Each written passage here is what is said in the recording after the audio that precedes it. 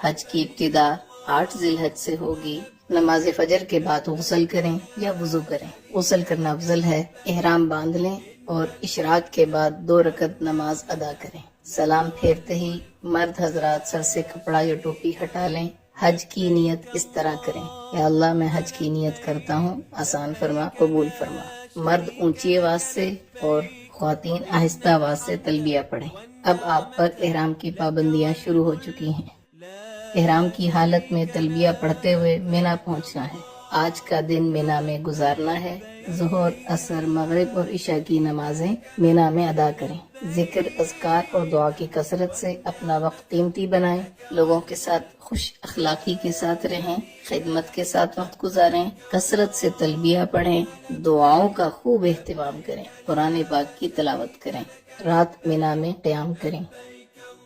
حج کا دوسرا دن 9 ذی الحج، آپ صبح اشراق کے بعد عرفات کی طرف سفر شروع کریں گے۔ عرفات میں پہنچ کر زوال کے بعد ظہر اور عصر کی نماز اگر امام کے ساتھ مسجد نمرہ میں پڑھی تو اکٹھی ادا کریں گے۔ اگر اپنے خیموں میں ہیں تو ظہر اپنے وقت میں، عصر اپنے وقت میں ادا کریں گے، اور درمیان میں آپ نے زوال کے بعد نماز کی ادائیگی کے بعد دعا مانگنی ہے۔ یہ ہے وقوف عرفہ، حج کا دوسرا فرض۔ 9 ذی الحج کو یہی عمل ہوگا۔ مغرب تک عرفات میں قیام کریں۔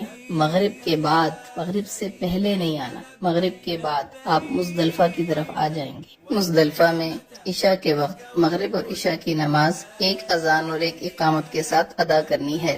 اس کے بعد آپ 70 کنکریاں اکٹھی کر کے اپنے پاس رکھیں۔ اب آپ نے رات وہاں قیام کرنا ہے۔ 10 ذی الحج، حج کا تیسرا دن، اور آپ اس وقت مزدلفہ کے میدان میں ہیں۔ فجر کی نماز ادا کرنے کے بعد وقوف مزدلفہ یعنی مزدلفہ کے میدان میں کھڑے ہو کے دعا مانگنا یہ حج کا پہلا واجب ہے۔ اس کے بعد آپ جب سورج تھوڑا طلوع ہو جائے تو رمی کے لیے مینا کی طرف چلیں گے۔ یاد رکھ لیں 10 ذی الحج آج آپ نے 5 واجب پورے کرنے ہیں، ایک فرض کی آخری ادائیگی کرنی۔ پہلا واجب وقوف مزدلفہ ادا ہو گیا۔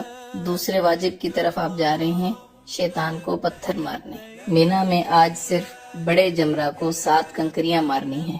اس کے بعد آپ قربانی کا جانور ذبح کریں، یہ تیسرا واجب پورا ہو گیا۔ اس کے بعد آپ اپنے سر کے بال منڈوا لیں، یہ چوتھا واجب پورا ہو گیا۔ اب آپ احرام کھول سکتے ہیں اور عام لباس پہن سکتے ہیں۔ اس کے بعد آپ طواف زیارت کے لیے مکہ مکرمہ بیت اللہ کی طرف سفر شروع کریں۔ بیت اللہ پہنچ کر طواف کریں، یہ آپ کا طواف زیارت ہے۔ حج کا تیسرا فرض، حج کے تینوں فرض مکمل ہو گئے۔ اس کے بعد آپ نے سعی کرنی ہے، سعی حج کا 5واں واجب، یہ بھی پورا ہو گیا۔ اب آپ واپس رات کو مینا میں آ جائیں، مکہ مکرمہ میں قیام نہ کریں۔ 11 ذی الحج، حج کا چوتھا دن، مینا میں زوال کے بعد، بہتر یہ ہے کہ عصر کے بعد، تینوں جمرات کی طرف جانا ہے۔ پہلے چھوٹے جمرہ کو 7 کنکریاں مارنی ہیں اور دعا کرنی ہے، پھر درمیانے جمرہ کو 7 کنکریاں مارنی ہیں اور دعا کرنی ہے، پھر بڑے جمرہ کو 7 کنکریاں مارنی ہیں۔ اب دعا نہیں کرنی اور واپس اپنے خیمے آ جانا ہے۔ رات مینا میں قیام کریں، دعاؤں میں مشغول رہیں۔